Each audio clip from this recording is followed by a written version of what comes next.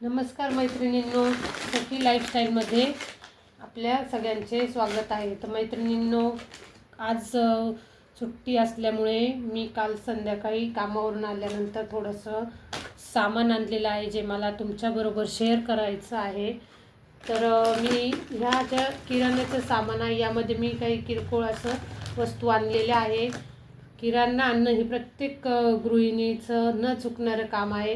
कोणी महिन्याचा किराणा भरतं, कोणी लागल तसा आणतं, तर मी लागल तसा घेऊन येते. मी काय महिन्याचा किराणा भरलेला नाही आहे. तर यामध्ये मी आणलेलं आहे मनुके, ज्याला किसमिस पण म्हणतं, हे मला फार आवडतं. तसेच काजू,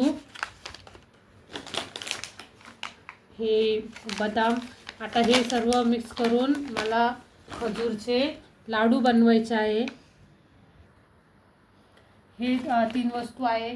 तसेच लाडू बनवण्यासाठी हे खजूरचे पॅकेट आहे. आता हे सगळं टाकून मी लाडू बनवणार आहे. तर हे मी रेसिपी तुमच्यासोबत शेअर करणारच आहे. मैत्रिणींनो, खजूर ही महिलांनी घरातल्या सगळ्यांनीच खाल्ली पाहिजे. त्यामध्ये कॅल्शियम असते. तसेच रक्ताची कमतरता असेल तर खजूरमुळे ते चांगले असतात. काळे मनुके, खजूर हे खाणं कधी पण चांगलंच असतं सगळ्यांसाठी. तसेच खडीसाखर, मला खडीसाखर फार आवडते, त्यामुळे मी ही खडीसाखर पण घेतलेली आहे, मला दिसली तिथे. तसेच हे आहे लिंबाचे लोणचे. यावेळेस मला उन्हाळ्यामध्ये जमलं नाही लोणचं बनवण्यासाठी, त्यामुळे मी हे विकत आणलेलं आहे. भांड्याचे साबण, मूग, हे अख्खे मूग आहे जे भिजवून आपण मुगाची उसळ, मुगाचे धिरडे, तसेच मूग फ्राय वगैरे करू शकतो. एक छान असा हेल्दी नाश्ता यामुळे होत असतो आणि भरपूर प्रमाणात प्रोटीन पण आपल्याला मिळतात. हे माझं तेल आहे जे मी सोयाबीन तेल वापरते. तेल एकसारखेच वापरायचे नसते मैत्रिणींनो, अधूनमधून त्यामध्ये बदल पण करायचा असतो. तर मी काही सोयाबीन तेलाचे पाउचेस घेते आणि काही सूर्यफुलाचे तेलाचे पाउचेस घेते. मी कॅन वगैरे काही घेत नाही, कारण मला ती कॅन अजिबात ओतता येत नाही. बऱ्याच वेळेस कॅन ओतताना माझ्याकडून खूप तेल सांडलेलं आहे, त्यामुळे मी हे असे पाउचेस घेते जेणेकरून हे किटलीमध्ये व्यवस्थित असे टाकता येतात. तर हे मी तेलाचे पाऊच घेतलेले आहे. हे आपला दर महिन्याचं, ह्या डाळ्या आहेत, ज्या डाळ्यांपासून मी पराठे, थालीपीठ काही बनवलं तर त्यासोबतची जी चटणी करत असते, इडली बनवली तर त्यासोबत जी चटणी करत असते, तर मी ह्या डाळ्यांचा त्यासाठी यूज करत असते. मुगाची डाळ मैत्रिणींनो, माझ्या किराण्यामध्ये शक्यतो तुरीची डाळ नसते, मी मुगाचीच डाळ खाते. मुगाच्या डाळीचीच माझं खिचडी भात पण असतो, मसाले भातात पण मी हीच टाकते आणि माझं वरण देखील हे मुगाचंच असतं. कधी कधी मी पुरण देखील मुगाच्याच डाळीचं करत असते मैत्रिणींनो.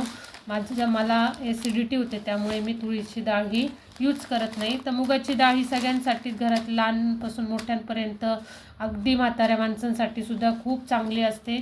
तर तुम्ही पण मुगाची डाळ खाण्याचा जास्तीत जास्त प्रयत्न करा. हो, मुगाच्या डाळीला एवढी टेस्ट नसते जेवढी तुरीच्या डाळीला असते, पण एक तब्येत सांभाळायची असेल तर थोडी टेस्ट साईडला ठेवून आपल्याला मुगाची डाळ वापरणं गरजेचं आहे. ही मसूरची डाळ, मसूरचं पण वरण मला फार आवडतं. तसंच याचा पुलाव वगैरे करताना मी वापर करते.